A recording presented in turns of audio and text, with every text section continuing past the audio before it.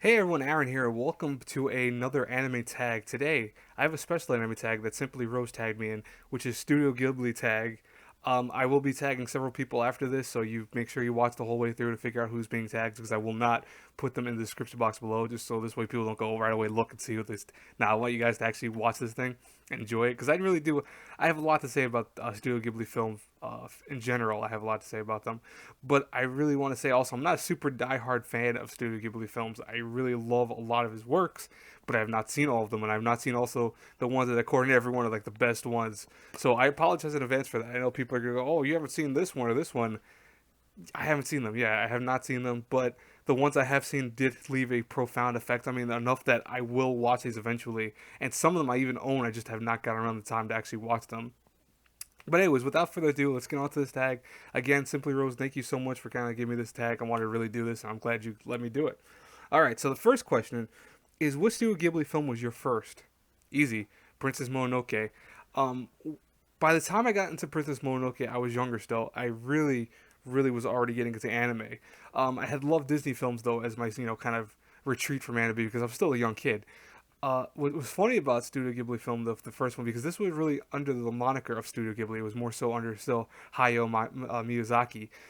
What was funny about that though was that this movie was something so surreal for me when I was younger, because when I watched it, I was like, wow, wait, this is really violent, but this is also like very dark and edgy and kind of like just very mature for it. It reminded me of almost something that I've seen in other anime that's more mature, and it blew me away. It really did. And what was funny about it was that it made me almost look at Disney films. I don't know why per se I linked it to that at the time. And what's funny though is that Disney does own Studio Ghibli now partially.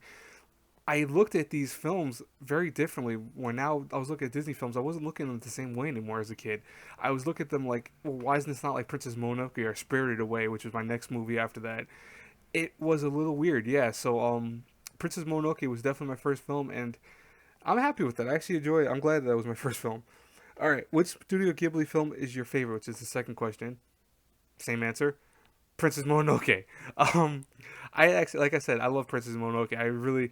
I think one reason why it's my favorite. I know that other people say, well, I love Grave of Fireflies or, uh, I forgot the thing. I forgot the Whisper of the Heart. Excuse me, I couldn't remember the title for it.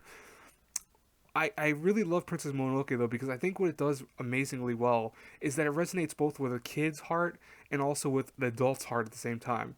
This is a movie that shows struggle. This shows, internal desperation, eternal wanting, eternal desires, the need to kind of just show your strength both mentally and physically. And one thing about it was that as a kid, you might not see that. You might see only as like, oh, okay, a creature attacking one another. This giant wolf is trying to, keep her kids alive. There are various things that are happening, but you will not fully understand that. But as an adult, if you really look and open up your heart to the show, it makes you go, wow, this is so deep for what it is, and this is not even geared toward my age group, because this was geared more so to like PG-13, I believe, so around 13 years old, because it did have some violence, it had blood and stuff like that, but it was not meant to be per se for adults. But I think it had that oomph to enough oomph to kind of make you as an adult like it. So that's why it's still one of my favorites. All right, next question, number three. What Studio Ghibli film is your least favorite? That's kind of easy for me. I know it might piss people off in the process. That'd be Howl's Moving Castle. Um, I know people go, well, how did you dislike Howl's Moving Castle? Did you dislike Kigo's Delivery Service more? Or, why not? Kigo's Delivery Service was okay to me. I really didn't dislike it or really like it per se, but Howl's Moving Castle was probably my least favorite for kind of multiple reasons. One, it doesn't really have that same emphasis that I think I'm used to from Hayao Miyazaki or Hayao Miyazaki.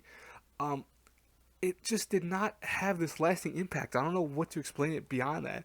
I think that maybe the storyline for me when I watched it wasn't that great. I know it had like per se it's not that it has better characters. Like the characters, the animation are amazing for Howl's Moving Castle. I still think they're credible.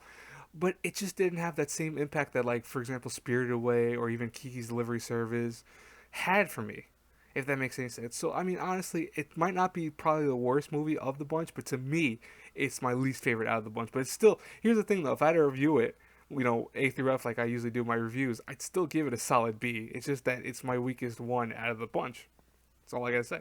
Anyways, though, number four, what film would you recommend to someone who has never seen a Studio Ghibli film before? That's actually something I was thinking about for a while yesterday. And I figured out, you know what would be probably the best one to watch if you really have never seen it? Not Princess Mononoke or anything like that. I think Spirited Away. The reason I say Spirited Away is because Spirited Away does something that's similar to Princess Mononoke, but more so on a realistic level, where you have characters that are made to be resonating with both children and adults at the same time. You know, Spirited Away's story with the 10-year-old protagonist who, lo and behold, is, I want to say, kind of thrown into a world of terrifying consequence. You know, she really doesn't fully understand what's happening to her. It makes for this kind of interesting experience that both I think a kid could like, but also an adult can like.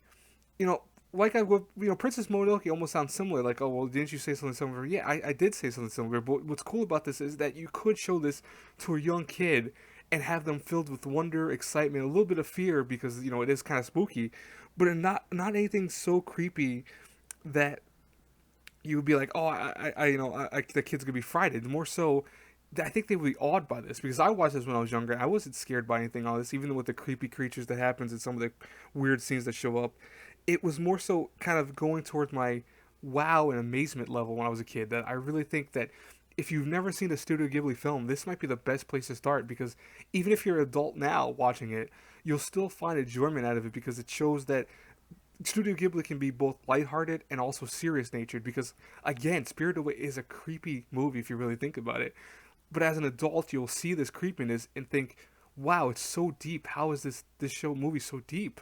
How is it that it's crazy?" So I really think this is a perfect place if you want to get a kid into it or also an adult into it. All right, number 5. Do you like all of Studio Ghibli films or do you prefer Hayao Miyazaki's work? Now, to me, almost that kind of seems like a weird question in the sense that I'm not saying it doesn't make sense. I'm just saying more so that it doesn't really. Well, okay, I am saying it does kind of make sense, but Studio Ghibli, I understand, wasn't per se all of Hayao Miyazaki because it was then owned by partially Disney, and they kind of dumbed down some of the stuff about it. They made it more so a little bit, I want to say less darker toned at times, and they made it more so kid friendly. But to me, I don't think that he ever lost his kind of embedded nature when he made his movies. So I really never think that that is a good question. I think more so that's a very odd question because I don't think that he really shifted too much that you would say, oh, his work became so different when he became Studio Ghibli. It really didn't change. It really didn't. If you go back to one of the days of just using his moniker, his real name, Miyazaki, his movies were darker, yeah, but at the same time, they still weren't anything darker than what you see now. I mean, if you take a movie like The Wind Rises, which I'll say right now, I have not seen the full movie of Wind Rises. I've seen half of it. That movie has a really dark tone to it because you know what it's based off of pretty early on, if especially if you're an adult. But that was made for a Disney audience, I want to say, if anything. So to me, it's like you're really still having his influence and imagination in these movies. It doesn't make me dislike or like any one of his works more or less just because he has the moniker of Disney now behind him. That's my opinion. Though you might disagree or anything like that. I honestly don't care if you disagree with me. Like that's one thing I've always told people. Like you could listen, put in the comments below if you disagree with my statement. It's all good. All right, number 5. Do you like? Oh yeah, wait, I said it right. Number 5. I'm sorry. I went. Sure, there you go. It's number 6. Have you seen all of Studio Ghibli's films? No. I have not seen all of his films. I can name two of them that I know I have not seen, and then one of them that I saw so long ago that I honestly forgot most of it. Um, Grave of the Fireflies was one movie I saw when I was younger, and I know for a fact that I saw that. I know for a fact I saw that, but I do not remember most of it. So I'm being honest with you. I cannot say that I want to rewatch it just to kind of get remembered into it again. Two of the movies I didn't see was Whispers of the Heart. I didn't see, and I didn't see The Wind Rises fully. Like I started with The Wind Rises, I got halfway through it, but I stopped. And it's not because it's a bad movie. It's just more so I kept getting distracted at the time of watching it. Like I don't know what's cursing me with that movie, but every time I start that movie, like I've started it maybe 5 or 6 times already. Random things happen. Like all of a sudden, like I have to go out and do something. I have to go pick up someone from the certain place. I have to then go to school. It's just weird crap that always happens to me. So eventually, I will sit down. I will watch this damn movie. No matter what stops me, I will watch it from beginning to end because I actually liked the beginning of it. I loved the whole kind of midway point of it because I think within maybe more than halfway through the movie. So I did like what I saw so far, and I would say that I know a lot of people say it's kind of boring or slow paced, but I really dig the characters for it. I really dig the kind of how they took the real world aspect of the main character and made it into such a kind of dreaming type movie that almost is kind of sadistic in the way that it ends, because I do know how it ends because of the real story for it. But I really did enjoy it. So I will say that I've out of like most of the movie, I have maybe not only seen three of them, and I maybe did see one of the three. I've seen all the way, but I just don't remember it, so I don't really count it, I guess. All right. So next question is number 7. What is your favorite male Studio Ghibli character? That would be the guy from Spirited Away, which I will now look up his name because I forgot it. Oh, Ashitaka. I remembered it. Oh crap! I didn't have to look it up. Ashitaka. So Ashitaka from Spirited Away was so cool. I think that one thing I loved about his character, and you, by the way, you notice the trend with all these answers being like Spirited Away. I not Spirited Away, actually, Princess Mononoke. There's a trend with that, but it's because I love that movie so much. I really do. Ashitaka to me was so cool because what he imbued was not this typical hero you get from all these movies. You get a kind of flawed hero because he has one sight in mind. He wanted to protect his village. And what was funny about this, by the way, is you might say, "Oh, well, aren't you copying what the director said?" Because the director said something about similar about the main character Ashitaka. But I always thought this in my head too. I always thought, hey, this character just wants to protect his village. He just wants to, save the day, but not because he's trying to do it to act cool or to look cool or to be tough, but because he has a duty. And so that's what's funny, that I guess one thing that resonates with everyone that probably likes Ashitaka is that he is like that. So I really think he's one of my favorite characters for that reason alone. But besides that, he really was really cool in the movie. He did some awesome stuff. So yeah. All right, number 8. Who is your favorite female Studio Ghibli character? That'd be Chihiro from Spirited Away. Now, I say that because Chihiro is what I would say one of the coolest female characters of any Studio Ghibli or Hayao Miyazaki film ever.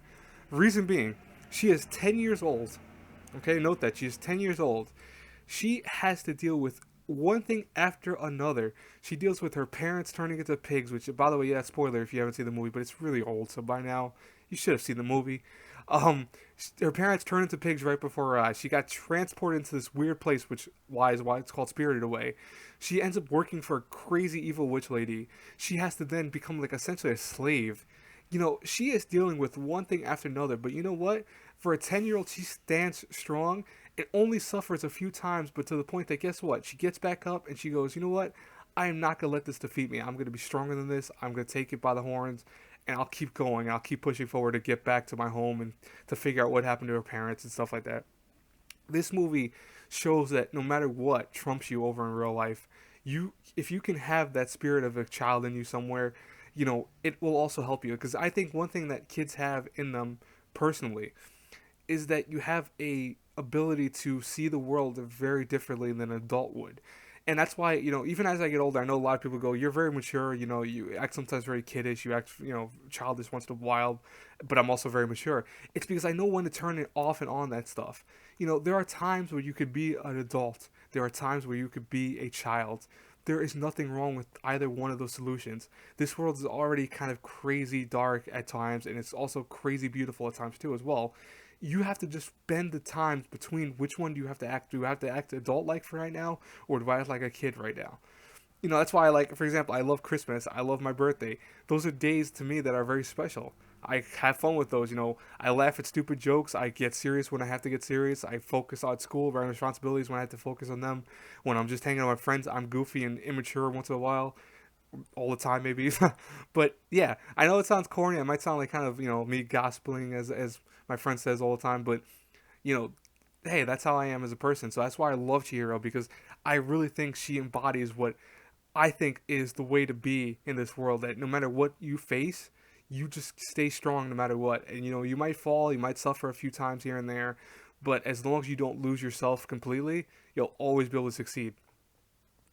Anyways, I know you're probably like, wow, you're so serious. Sometimes I am sometimes so serious. I have to be. Do you own any Studio Ghibli films on DVD? Now, I wanted to show you pictures of what I own on DVD, but honestly, A lot of the movies I own both are Blu-ray and DVD, but I also are like scattered around my room, hidden away from sight. It seems like I own Princess Mononoke, of course. I own Spirited Away DVD wise. I own The Wind Rises Blu-ray. I own two other films. I cannot think of which films they are. I think Howl's Moving Castle I have in storage. I might have that on DVD also, or might be VHS. I'm not 100% sure. I think DVD. I think for that actually, not truth. And I did own at one time Kiki's delivery service. I do not know if I sold that to someone or not, but I did own it at one time, I believe, when I was younger. So those are the movies I did own, or I own, and one of them I did own. But yeah, I do want to kind of recollect all the movies, and I've seen the collector editions of where you can get all the movies in one box set. I might get that eventually. I really am thinking about that. All right, now for question 10 and then question 11. So question 10 asks, what do you think is so special about Studio Ghibli films that makes them different to other anime films?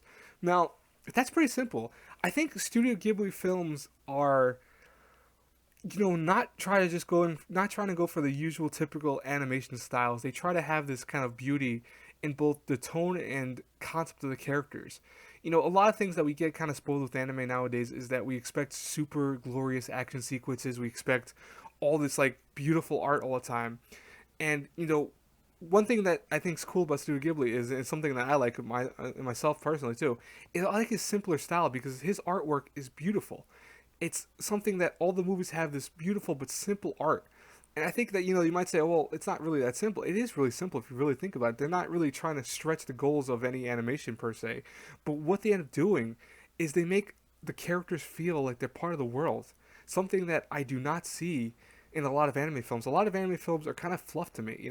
One anime film that I saw recently that reminded me a lot of a Studio Ghibli film was Pantoma Inverted. I couldn't think of the name right off the top of my head, but Pantoma Inverted was probably the closest thing to a Studio Ghibli film, and that was really cool. It was really nice. I liked it, and I think it had the same kind of concept where it had simple art, but it had beautiful, beautiful art nonetheless. Now, Rose's question I actually really liked. She kind of changed the last question and made her own. What do you think so special compared to other Disney films for Studio Ghibli films in general? One thing I want to say is that Disney films are dark. If you actually look up the source material, and this is kind of where I'm going to end this chat at in general. So this is the last question, but Studio Disney films in general are very dark stories because their actual stories are from Brothers Grimm stuff like that, and all this stuff like Red Riding Hood, Snow White, The Little Mermaid, all that stuff. Those stories are actually really messed up. You actually, get these really messed up. But what they did with the Disney films is they made them kid friendly. So they have where it's like, no one dies, or if someone dies, they come back to life mysteriously, or everything is a okay by the end of it. Now, don't get me wrong, this is perfect for a kid. I'm not saying that kids should, watch Princess Mononoke right away. Like if she's 5 years old or he's 5 years old, that would be disturbing. But one thing about Disney films, though, is that I don't think that compared to Studio Ghibli films, they don't have something that Studio Ghibli films have, and that's Studio Ghibli takes these films, they take sometimes real aspects and real cultures and real character designs and models, and I mean the sense that how they are embodied in the stories, and they run with it to make it both very mature but also perfectly childlike too at the same time. They are something that, hey, listen, they don't hold back. They don't hold back with the darker tones. They will show people dying. They will show people getting hurt. They will show people's stories ending tragically, despite everything it seems like they're doing that goes against it. But I don't think that in this world you should always hold back from people in general, like especially teenagers or kids. You shouldn't always hold every little detail back from them. I know they might be too young to experience everything, so you can't tell them every little detail, of course. But there are certain things that you can go, hey, you know what? This does happen sometimes. Sometimes when you fight your hardest, you might not succeed. But guess what? That does not mean you ever quit. Because a lot of things with Studio Ghibli films is that, like for example, I know the ending already of Wind Rises. Wind Rises. One thing that's beautiful about it is that the main character realizes that his planes were used in a horrible way, but he doesn't let that completely destroy him. He realizes, you know what? He still needed to do that. That was still part of his destiny. And what he can do now, at least, is, you know what, bless those planes and bless that the fact that maybe in the future things will change differently, and things will kind of advance from that. And in real life, it did happen. We got different types of planes, but we also made insurances that the same things that were happening with the Japanese planes were not ever used again if it could be helped. That's why I like Studio Ghibli films. They do things that are, hey, listen, we know you're a kid, but we also know we're not going to hold any punches against you. We're going to show you some dark tones, but enough that won't cripple you. It won't make you go, oh, I can't sleep at night. It'll be more so, hey, you know what? I'm a little kid, but I can think a little bit on that, or I can ask my parents about this and that, and have them maybe explain to me a little bit more about it. And that's one thing Disney movies don't do. Disney movies, everything's too nice. I really hate to say that, but everything happens too nicely in Disney films. But anyways, that's my end of this kind of, I want to say, I don't know what you call this. I know it's a tag, but I think almost at times too it's a kind of preachy video, and I hate to mean it that way, but I really do love Studio Ghibli films, and I'm so glad that I got to do a tag again. Rose, thank you so much for that. I really appreciate it. So I'm gonna tag a few people that I don't think have done it. I'm going to tag, and I'm looking through my list of people right now as we speak because I didn't actually look this up prior. That would have been smarter, but I'm stupid sometimes. I'm gonna tag Professor Anime. I don't think he was tagged for this, and I'm curious. I'll tag Ozaru too. So Oz and Professor Anime, you have been tagged to do this tag. If you can't do them, no big deal. Tags are not mandatory by law to do them. But I would like if you guys try to do them if you can. Anyways, guys, I hope you enjoyed this really long tag video. This is probably the longest tag video I've ever done, but I really enjoyed it. I hope you guys who do the tag enjoyed it too, and I hope you guys who are watching the tag enjoy it. I'll talk to you all later. Have a great Tuesday. Bye bye, everyone.